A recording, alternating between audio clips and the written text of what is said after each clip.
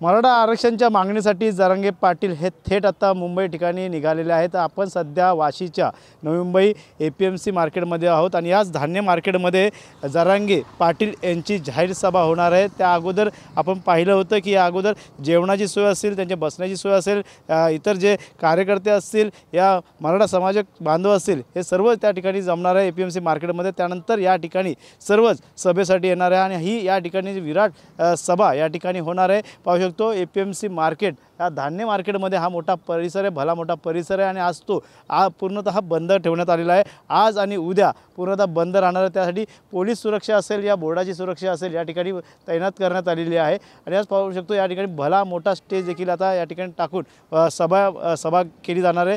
जरांगे पाटील यांची ही नवी मुंबईमध्ये सभेसाठी सर्वांचंच लक्ष लागलेलं आहे। मात्र मुंबईकडे कशा प्रकारे कूच होतील, या सरकार त्यांना मुंबई नेता नवी मुंबईतच आढळून ठेवतील हे देखील पाहणं गरजेचं राहणार आहे। त्यासाठी कायदा सुव्यवस्था देखील प्रश्न निर्माण होणार आहे। त्यामुळे नक्कीच या ठिकाणी विराट अशा सभेसाठी लोक इथं जमणार आहे। त्यामुळे APMC धान्य मार्केट या ठिकाणी पूर्णतः स्वच्छता करण्यात आलेली आहे, त्यात जेवणाची सोय देखील करण्यात आलेली आहे। अशा प्रकारचं भगवमय वातावरण या ठिकाणी करण्यात आलेलं आहे। जरांगे पाटील यांच्या सकल मराठा समाजाच्या बंधू आणि भगिनी अशा प्रकारचे सरस स्वागताचे बॅनर देखील या ठिकाणी लावण्यात आलेले आहे।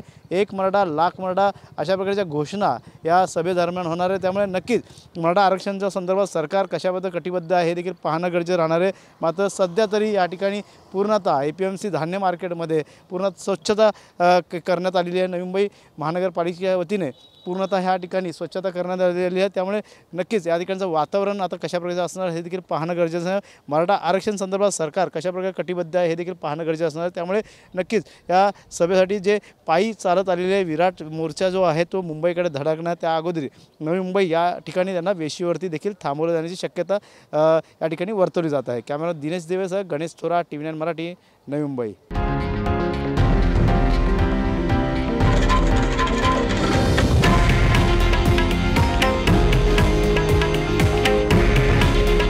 हे आहे देशातील नंबर 1 न्यूज नेटवर्क आणि आपण पाहत आहात TV9 मराठी। काळजी तुमची, हित महाराष्ट्राचं।